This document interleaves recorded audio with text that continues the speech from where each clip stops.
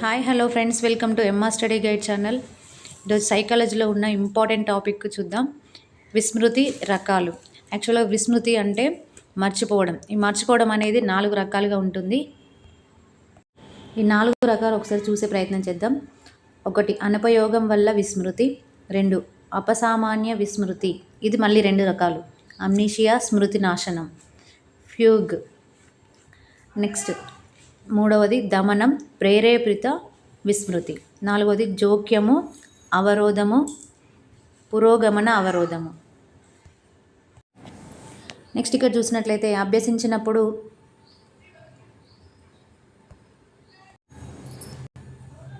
అనుపయోగం వల్ల విస్మృతి. అభ్యసించినటువంటి విషయాన్ని తరచుగా ఉపయోగించకపోయినట్లయితే ఆ విషయాన్ని కొద్ది రోజులకు మర్చిపోవడం జరుగుతుంది. ఈ రకమైన విస్మృతిని అనుపయోగం వల్ల విస్మృతి అంటారు. అంటే మనం ఏదైనా అభ్యసించినప్పుడు ఆ విషయాన్ని మనం ఉపయోగించుకోలేకపోతే అది కొన్ని రోజుల తర్వాత మర్చిపోవడం జరుగుతుంది. దాన్నే అనుపయోగం వల్ల విస్మృతి అంటారు.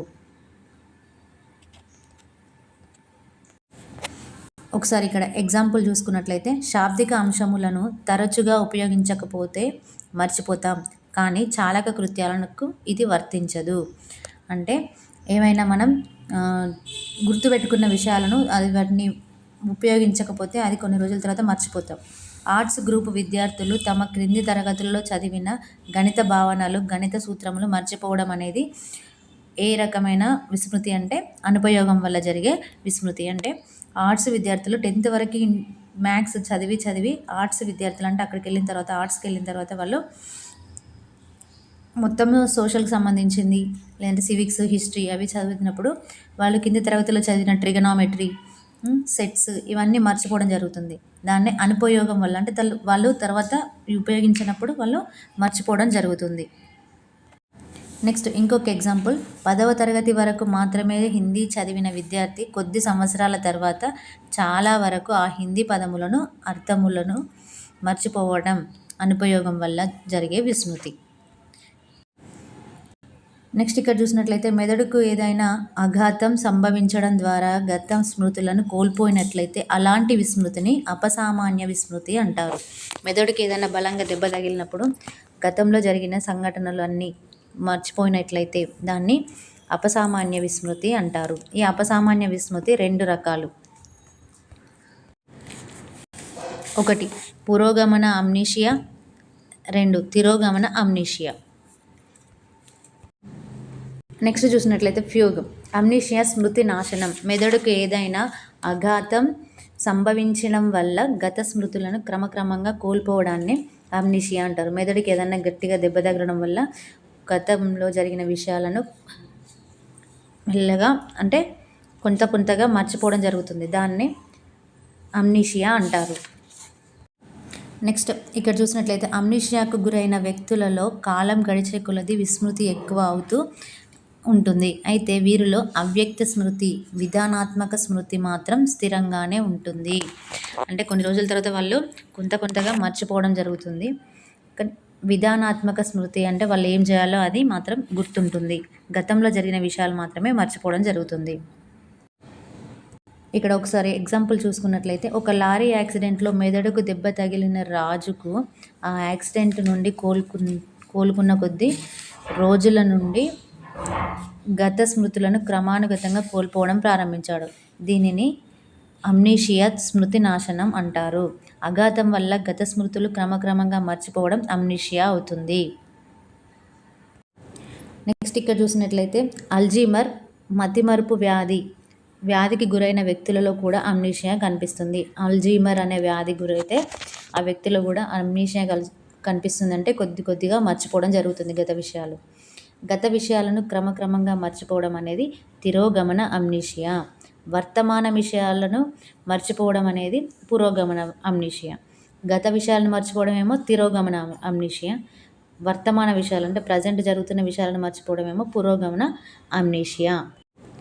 నెక్స్ట్ ఇక్కడ చూసినట్లయితే ఫ్యూగ్ మెదడుకు ఏదైనా తీవ్రమైన ఆఘాతం సంభవించినప్పుడు వ్యక్తిగత జీవితానికి సంబంధించిన స్మృతులను ఒక్కసారిగా కోల్పోవడం, అంటే ఒక కొత్త పేరుతో తిరిగి ఒక కొత్త జీవితాన్ని ప్రారంభించడమే. యాక్చువల్గా అమ్నీషియా అంటేనేమో కొంత కొంతగా మర్చిపోవడం, ఫ్యూగ్ అనేది ఒక్కసారిగా కోల్పోవడం, మొత్తం మర్చిపోవడాన్ని ఫ్యూగ్ అంటాం. నెక్స్ట్ ఇక్కడ చూసినట్లయితే అఘాతం వల్ల గత స్మృతులను ఒక్కసారిగా మర్చిపోవడాన్ని ఫ్యూగ్ అంటాం. ఫ్యూగ్లో ఎప్పుడైనా మరో అఘాతం సంభవించినప్పుడు తిరిగి గత జీవితం అంతా గుర్తుకు వచ్చే అవకాశం ఉంది. సో ఒక్కసారిగా మొత్తం మర్చిపోతారు, ఒకసారి మళ్ళీ అట్లాంటి అఘాతం జరిగినప్పుడు కానీ, మరో అఘాతం వేరేలాంటి జరిగినప్పుడు కానీ ఆ గతంలో జరిగిన విషయాలన్నీ ఒక్కసారిగా గుర్తొచ్చే అవకాశం కూడా ఉంటుంది.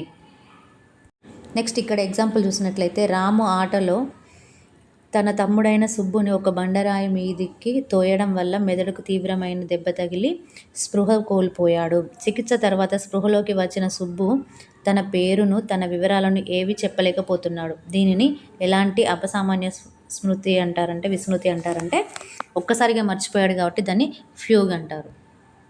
నెక్స్ట్ ఇక్కడ థర్డ్ది చూసుకున్నట్లయితే దమనము, ప్రేరేపిత విస్మృతి. అంటే ఉద్దేశపూర్వక విస్మృతియే దమనం. వ్యక్తి తను పొందిన బాధాకరమైన అనుభవాలను, అవమానకరమైన సంఘటనలను, తీరని కోరికలను ప్రయత్నపూర్వకంగా మర్చిపోవడాన్ని, అంటే కావాలని మర్చిపోవడాన్ని దమనం అంటారు. నోట్, ఇక్కడ మనం ఆల్రెడీ రక్షక తంత్రాలు చదువుకునేటప్పుడు చదివాను. దమనం అనేది ఒక రక్షక తంత్రం. నెక్స్ట్ దమనం చేయబడ్డ అంశాలు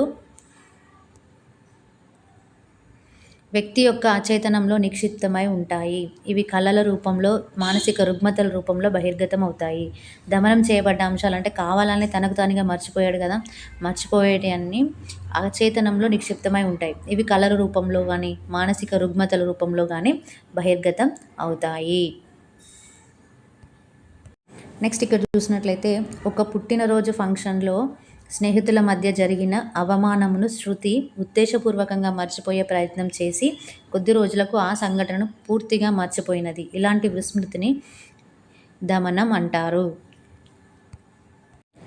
నెక్స్ట్ జోక్యము, అవరోధం. ఇది చాలా చాలా ఇంపార్టెంట్, చాలాసార్లు ఎగ్జామ్స్లో వచ్చినాయి.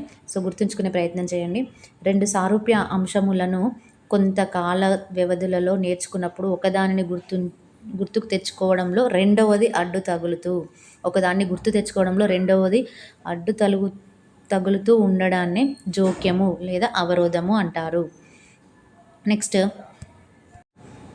ఈ జోక్యం అనేది రెండు విధాలుగా ఉంటుందని తెలుసు, అంటే జోక్య సిద్ధాంతం చెప్తుంది.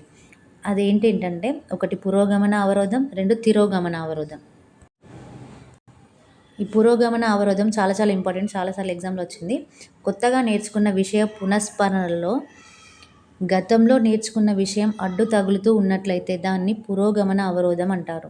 కొత్తగా నేర్చుకున్న విషయం గుర్తు తెచ్చుకోవడంలో గతంలోని విషయం అడ్డు తగిలితే దాన్ని పురోగమన అవరోధం అంటారు.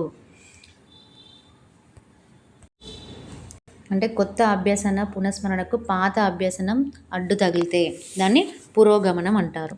గతంలో నేర్చుకున్న విషయాన్ని గుర్తుకు తెచ్చుకుందామనే ప్రయత్నం చేస్తున్నప్పుడు ఇప్పుడు కొత్తగా నేర్చుకున్న విషయం అడ్డు తగులుతూ ఉన్నట్లయితే దాన్ని తిరోగమన అవరోధం అంటారు. గతంలో నేర్చుకున్న విషయాన్ని గుర్తు తెచ్చుకునేటప్పుడు ఇప్పుడు నేర్చుకున్న విషయం అనేది అడ్డు తగిలితే దాన్ని తిరోగమన అవరోధం అంటారు.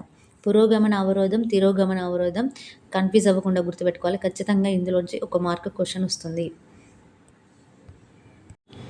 నెక్స్ట్ ఇక్కడ ఎగ్జాంపుల్ చూసినట్లయితే పాత అభ్యసన పునఃస్మరణకు కొత్త అభ్యసనం అడ్డు తగిలితే అది తిరోగమన అవరోధం. పాత అభ్యసన పునఃస్మరణకు కొత్త అభ్యసనం అడ్డు తగిలితే అది తిరోగమనం. ఉదాహరణ, మొదటి పీరియడ్లో ఒక విద్యార్థి బెర్నౌలీ సూత్రాన్ని నేర్చుకున్నాడు, రెండవ పీరియడ్లో ఆర్కిమెడిస్ సూత్రాన్ని నేర్చుకున్నాడు. అయినా ఆర్కిమెడిస్ సూత్రంను గుర్తుకు తెచ్చుకోవడంలో బెర్నౌలీ సూత్రం అడ్డు తగులుతూ ఉంది. అయినా అది పురోగమన అవరోధం. ఫస్ట్ పీరియడ్లోనేమో బెర్నౌలీ సూత్రాన్ని నేర్చుకున్నాడు, సెకండ్ పీరియడ్లో ఏమో ఆర్కిమెడిస్ నేర్చుకున్నాడు. సో ఈయన రెండవ పీరియడ్లో నేర్చుకున్న ఆర్కిమెడిస్ సూత్రాన్ని గుర్తు తెచ్చుకోవడంలో ఏంటి, ఫస్ట్ పీరియడ్ది అడ్డు తగులుతుంది కదా, సో అందుకే అది పురోగమన అవరోధం.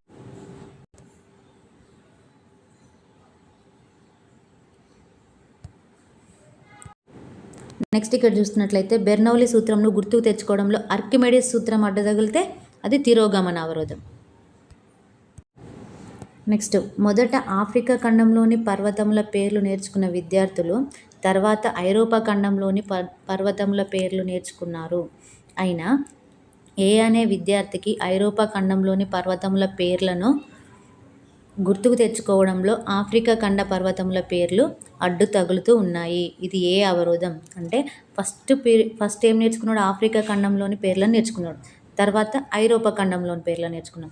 ఇప్పుడు ఐరోపా ఖండంలోని పర్వతముల పేర్లను గుర్తు తెచ్చుకునేటప్పుడు ఈ ఫస్ట్ నేర్చుకున్న ఆఫ్రికా ఖండం పర్వతం పేర్లు కన్ఫ్యూజ్ చేసినాయి, అంటే అడ్డు తగులుతూ ఉన్నాయి. అప్పుడు దాన్ని ఏ అవరోధం అంటాం?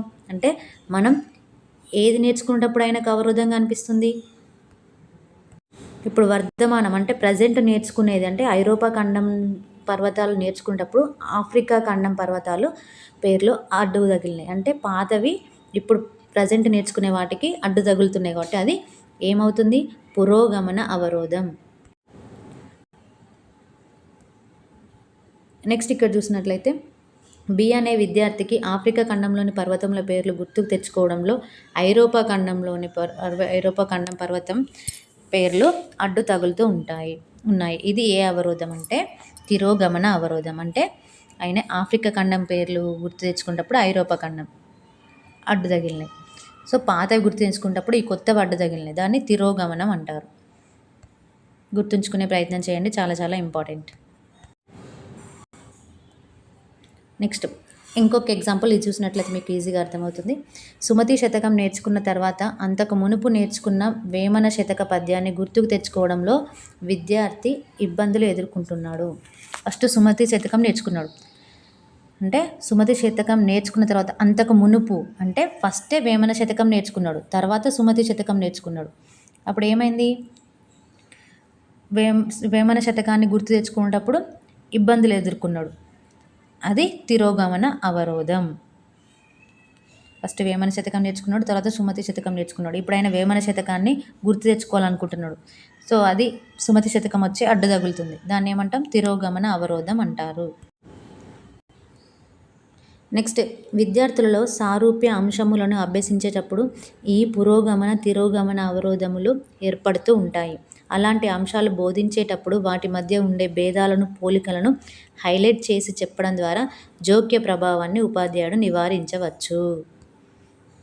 ఇక్కడ వరకు విస్మృతి రకాలు 4 రకాలు వివరించడం జరిగింది. సో వీడియో కనుక మీకు నచ్చినట్లయితే ప్లీజ్ లైక్ చేయండి, షేర్ చేయండి, సబ్స్క్రైబ్ చేయండి. ఇలాంటి మరిన్ని వీడియోస్ కోసం ఆల్ నోటిఫికేషన్ బెల్ ఐకాన్ని క్లిక్ చేయండి. Thank you.